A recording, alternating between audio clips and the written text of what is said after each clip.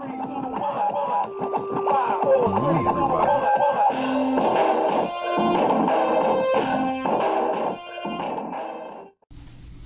Greetings, screeners and meaners, in addition to Check It If Collected reviews. That's right, CiiC, excuse me. And today we're going to be checking out TFM Carnage, aka Breakdown. And I must say, this is probably one of my favorites, if not the favorites, out of the bunch. Let's go and check out the box. It's the bottom of the box.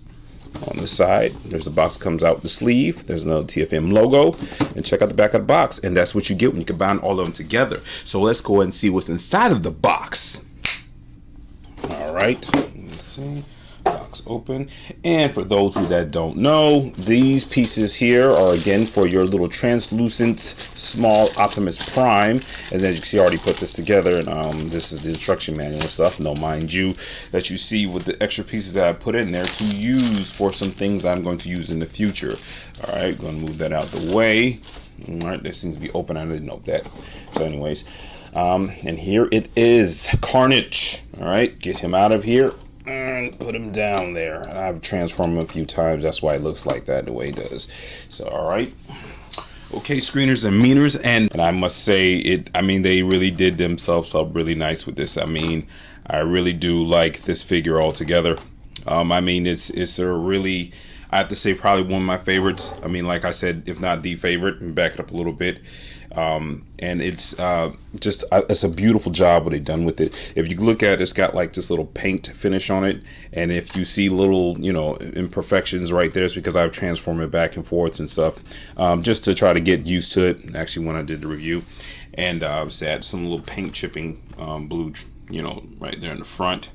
If you can see it, a little bleed there, but it's all right. It's probably not even picking up on camera, and you can see right in there.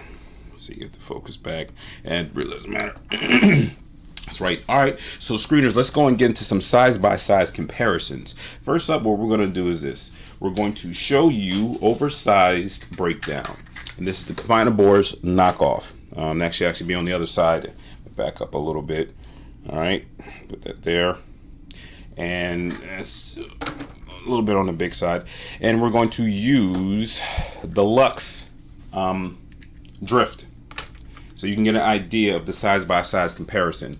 So that's where that stands at with there. And I don't think I have his other teammates out right now, but I'll save that for a later vid to actually have the side by side comparison. And we're gonna just come back in here and just toss in Indio from AS Mega Blocks and put him in there, so you'll see what it looks like with a human size by size scale versus everything else. And I must say that is not a bad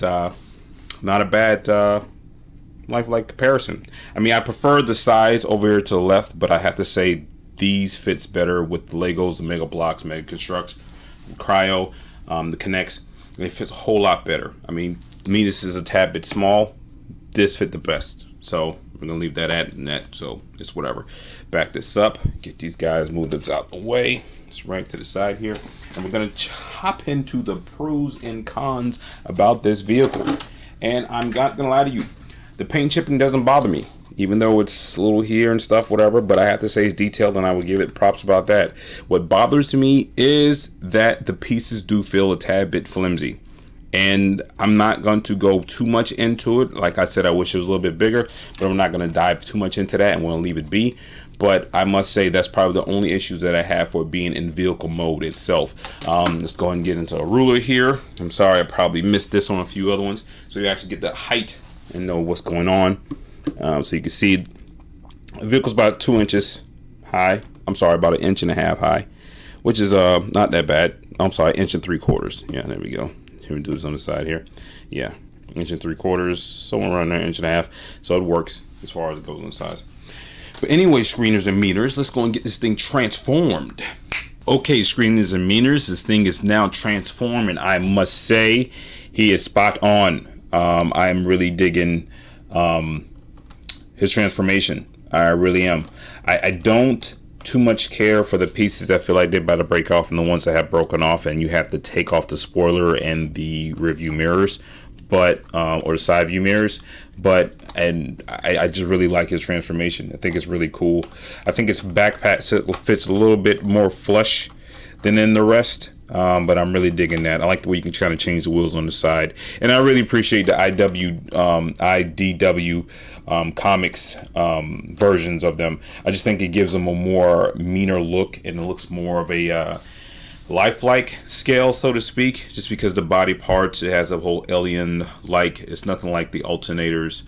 The alternators kind of fit. They had that old school feel to it, but these have a more of a just a comic book feel, or I mean that's what it was going for, of course. And I do like the transformation of it. So I mean, it's really cool. So anyways, let's go and check out to the articulation area.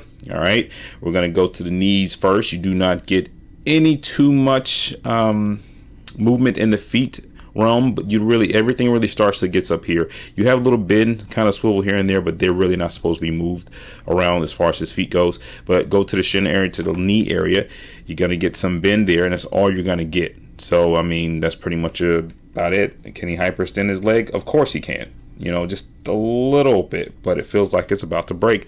Again, it's really flimsy. So in my honest opinion, I know other people feel another way, but this is how I feel about it. You do get the leg that turns around, but it stops kind of there. And I don't know if that's just the tightness of it or whatever, but again, you're limited on some poses when it comes to that. But with it being in this form or a transformer form, I think that's fine. Let's see, as far as his waist guard area goes and stuff, can you get a little bit move? Can he let's see, bend forward?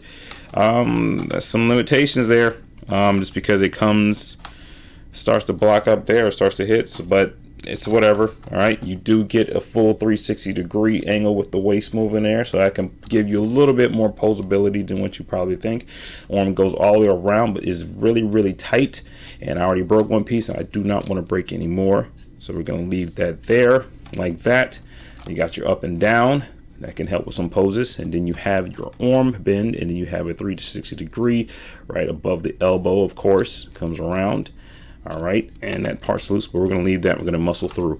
And then you have the index hand. You have the hands, the fingers that do open and close, which I always can appreciate that when Transformer does that, or anybody that makes the Transformers and that. I think the window's a little bit too close here. I'm just going to stop and try to move this.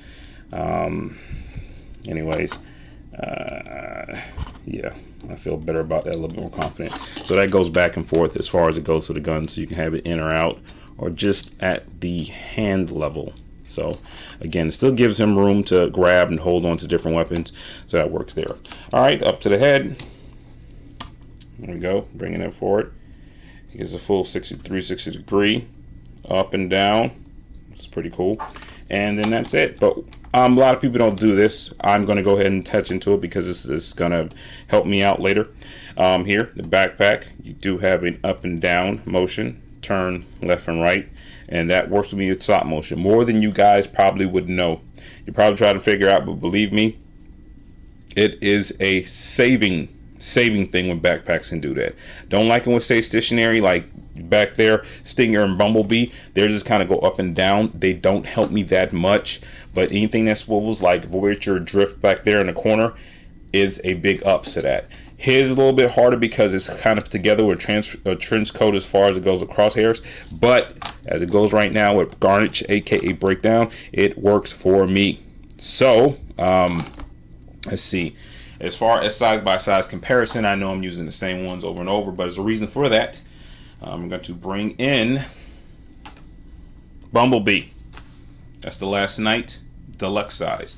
Then we're going to bring in Voyager size, or oversized deluxe, which is a Voyager size Bumblebee, and this is Age of Extinction, and this is a knockoff version, in case you guys wondering. And you guys get all different sizes of Bumblebees and stuff all across the board, but I particularly find these be my favorite. Loose parts, difficult, but everything, but I do like all scales, period, how it works, just because it does a lot more stuff for me when I'm trying to do certain things. So yeah, okay, screeners and meaners, without further ado, you know you have more to view, so let's see what these things can do.